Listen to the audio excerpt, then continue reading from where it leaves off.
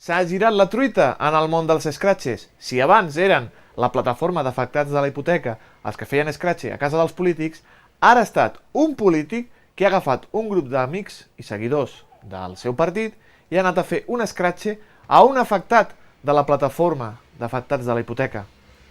Com hem dit, s'han girat les truites. Segons ha pogut saber el Desinformatiu Televisió, el passat dijous, un polític madrileny va convocar membres del seu partit per dur a terme un escratxe a casa d'un dels membres més destacats de la plataforma d'afectats per la hipoteca. El polític, a través de les xarxes socials, va convocar aquells afiliats indignats amb les manifestacions a dur a terme aquesta acció. Els organitzadors consideren un èxit l'acció duta a terme, tot i que va comptar amb un seguiment desigual.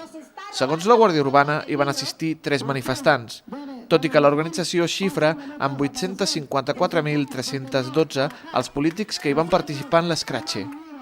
Pues mira, el pavo me tenía a mí hasta los mismísimos, todos los días en casecita con las pegatinitas y la tontería. Al final dije, ¿sabes qué es lo que voy a hacer? ¿Sabes lo que voy a hacer? Pues lo voy a buscar al pavo este. Cogí el listín, lo busqué por el apellido, porque yo sabía el apellido, porque el pavo lo conocía, que es de mi barrio.